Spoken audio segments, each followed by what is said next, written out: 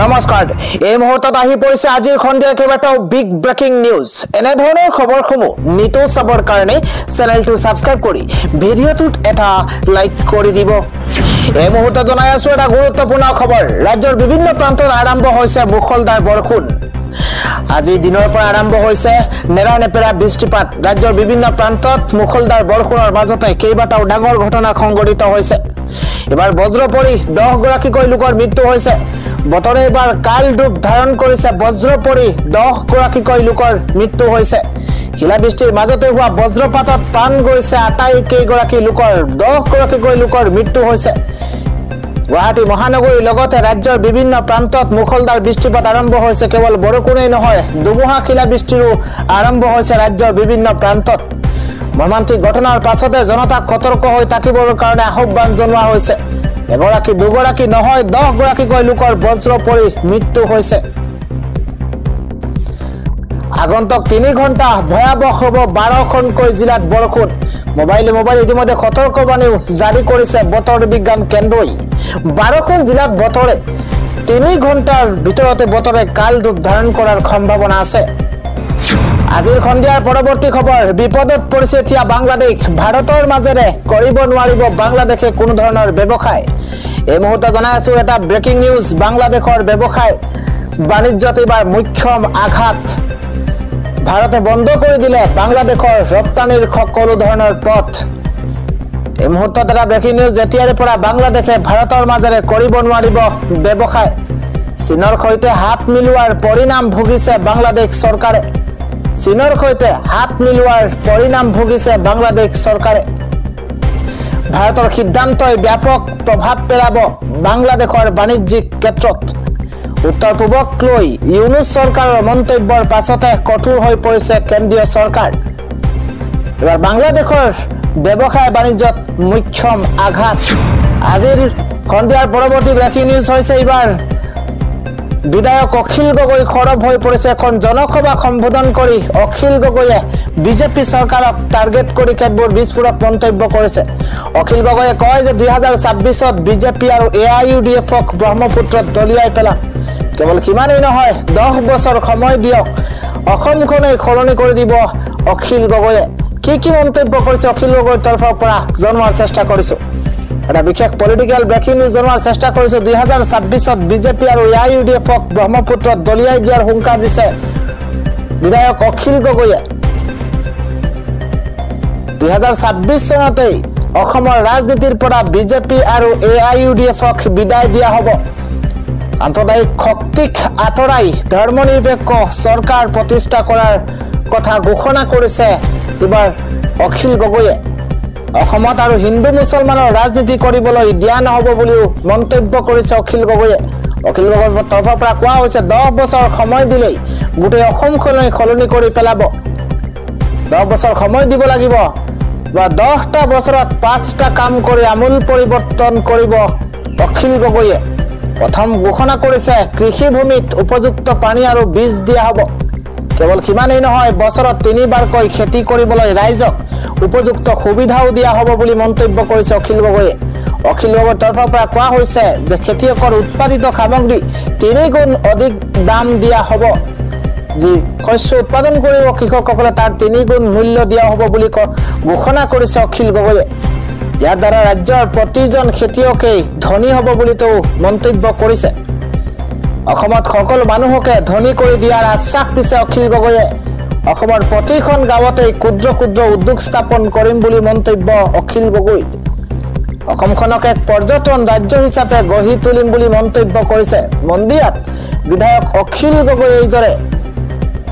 বৰ্তমানৰ বিজেপি চৰকাৰক ঠুৰদাৰ সমালোচনা কৰি কেতবোৰ ডাঙৰ মন্তব্য কৰা পৰিলক্ষিত হৈছে অখিল গগৈৰ সৈতে বিজেপিক পৰাস্ত কৰাৰ সংকল্প ল'লে হাজাৰ হাজাৰ মুছলমানে আজিৰ খণ্ডিয়াৰ আন এটা পলিটিক্যাল ডাঙৰ খবৰ হৈছে কংগ্ৰেছত থাকি যিসকলে বিজেপিক সাপোৰ্ট কৰিছে কংগ্ৰেছত থাকি যিসকলে বিজেপিৰ হৈ কাম কৰি আছে সেইসকলক বাহিৰ কৰা হ'ব দুই নাওৰ দুই বুৰি দিয়া নহ'ব বুলি কঠোৰ হুংকাৰ প্ৰদান কৰিছে এবাৰ গৌৰৱ গগৈৰ তৰফৰ পৰা যিসকলে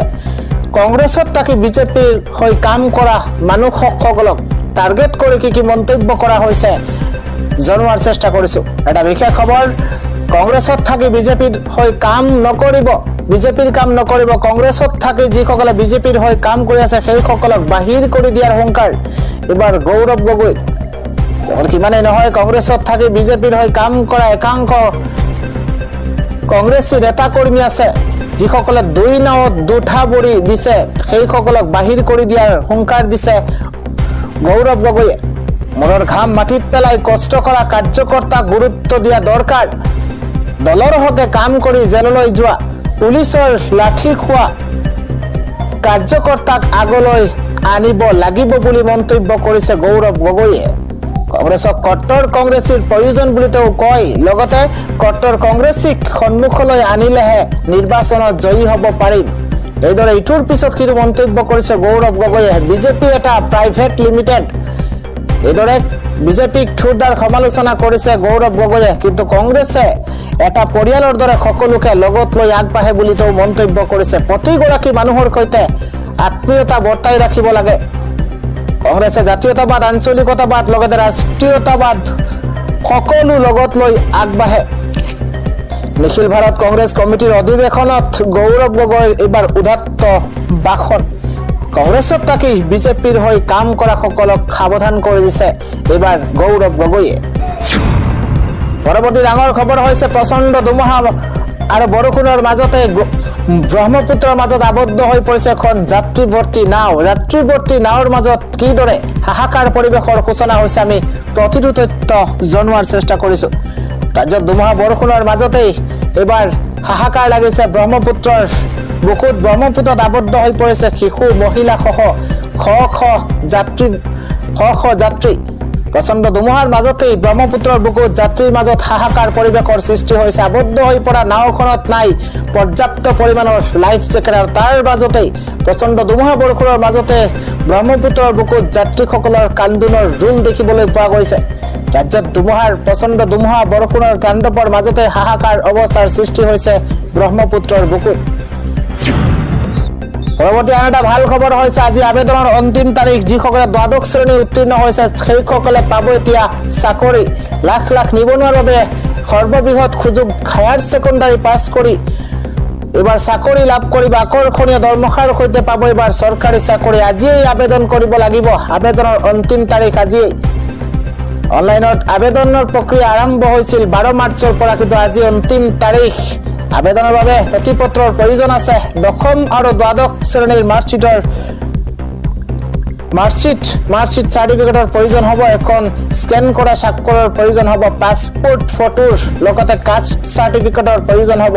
250 টকা আবেদনৰ মাচুল ভৰিব লাগিব প্ৰাৰ্থীসকলে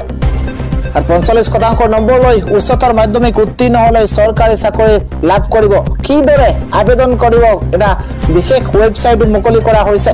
এই বিশেষ ৱেবছাইটটো আপোনালোকক এই মুহূৰ্তত জনোৱাৰ চেষ্টা কৰিছো অগ্নিবীৰৰ জেনাৰেল ডিউটি অগ্নিবীৰ ক্লাৰ্ক বা ষ্টৰ কিপাৰ লগতে অগ্নিবীৰ